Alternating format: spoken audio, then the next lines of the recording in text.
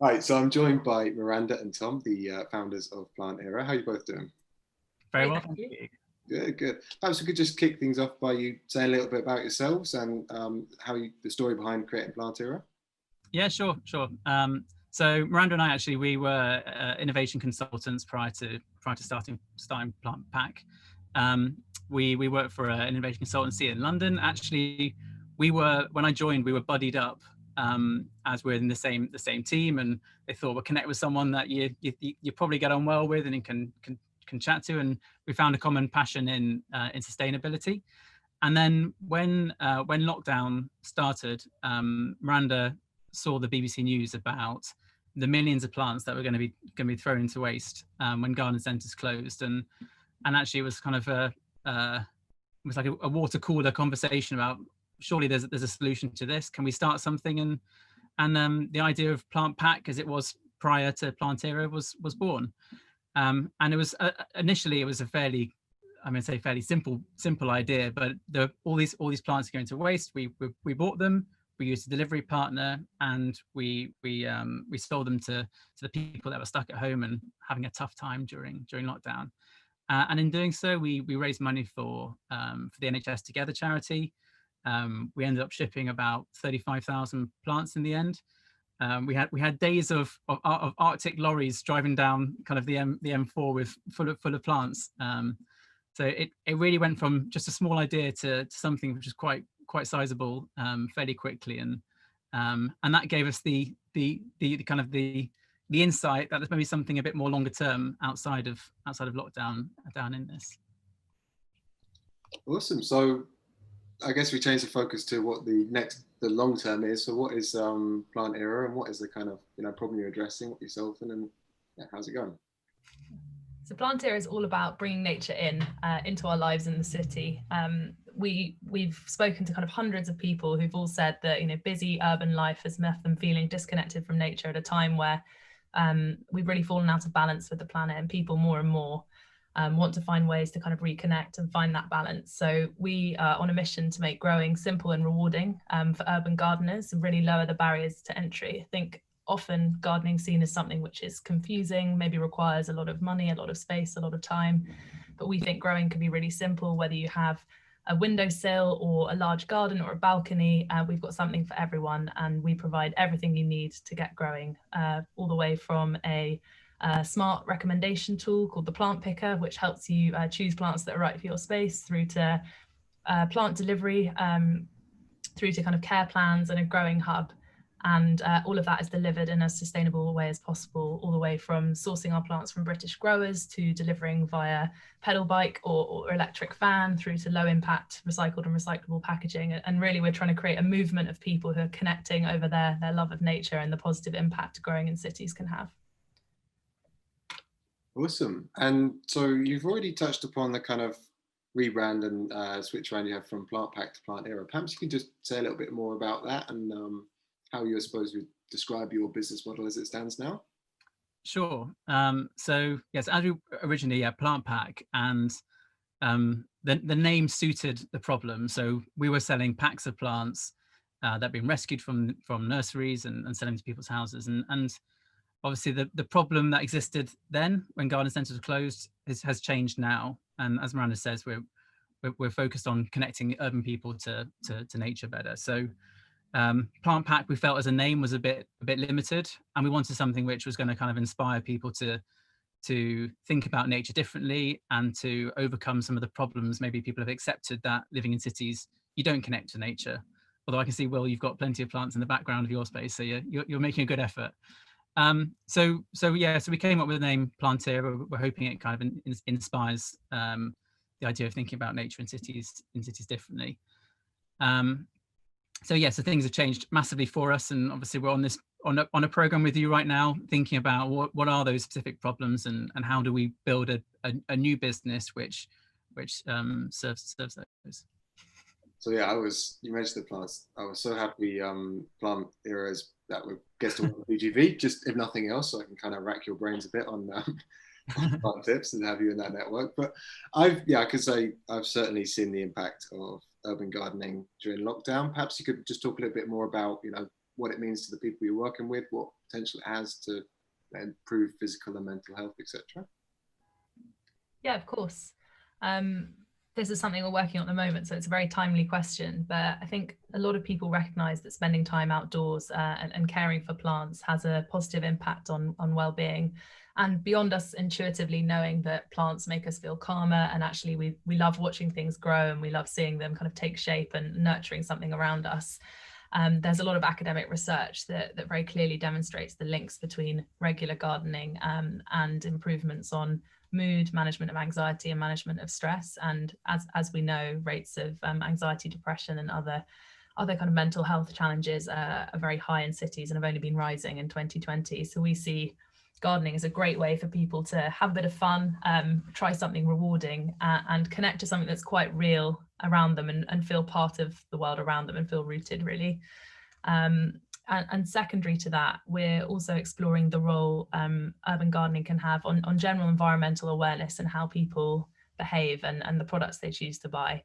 Lots of people we've spoken to talk of the wonder they experience when they manage to produce their first 8 tomatoes after months of work, and it can take quite a lot of effort and time. But I think realizing that when we buy tomatoes off the shelf in a plastic tub, and it costs a couple of quid, actually realizing the work and the effort and the energy it takes to grow those things can really shift our perspective on nature, on what it takes to grow food and to grow plants. And I think it can have a really beneficial and positive effect on people's personal impact.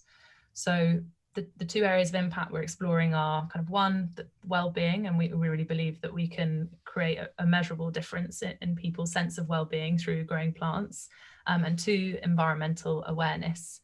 And then there are lots of other things I won't go into now around sustainable supply chain and urban biodiversity and pollination pathways. But I think the challenge for us at the moment is just being really focused.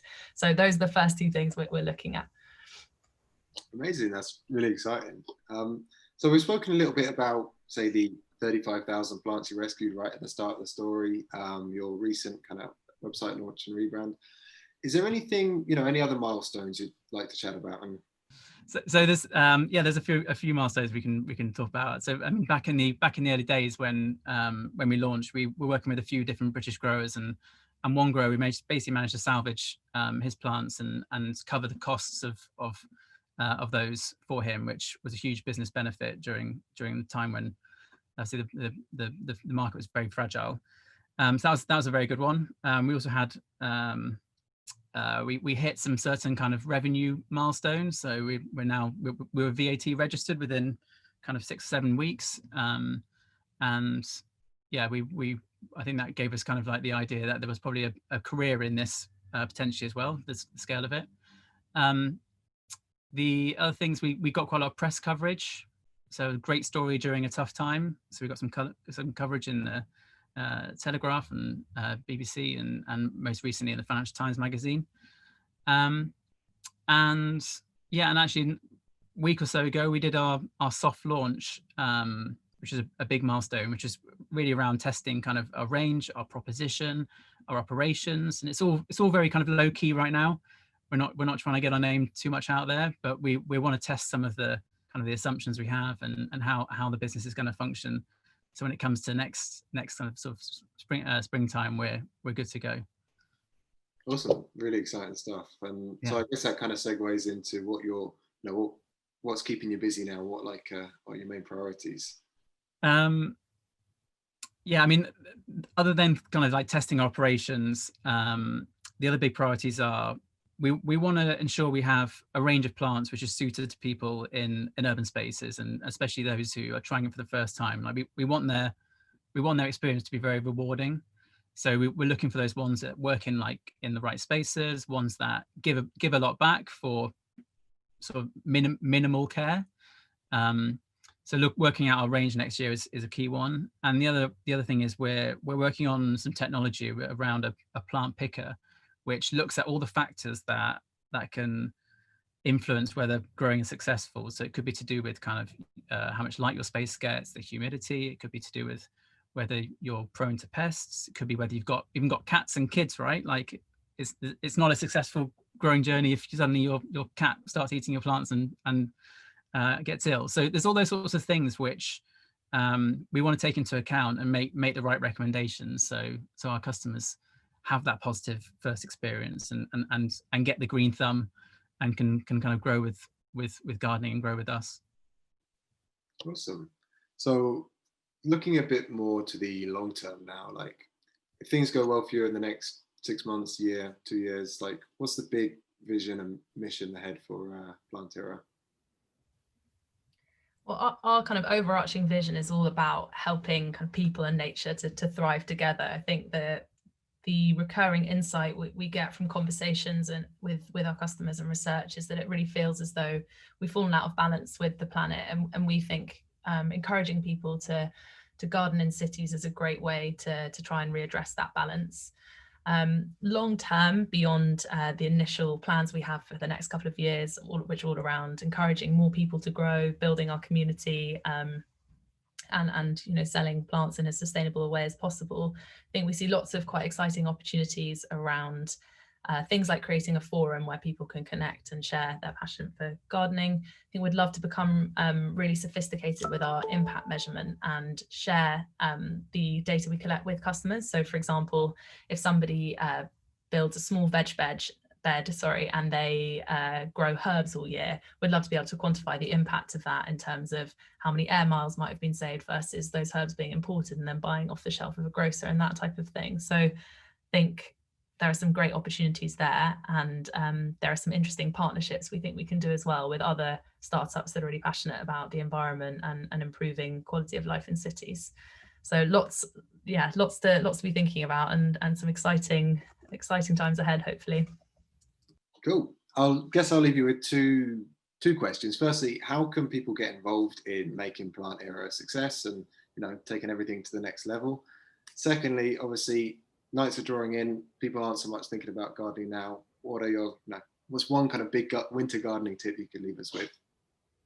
Very good questions. Well, my first response would be bring nature in. You can have nature in your life any time of year, whether that's in your garden or inside. That's what we're all about. So I think in winter, it's all just about adjusting how you garden and finding ways to either keep yourself going out into your garden, whether that's through bulbs or just finding plants that are well suited to this time of year, or buying our young houseplant growing kits, which allow you to start growing your own houseplants at home.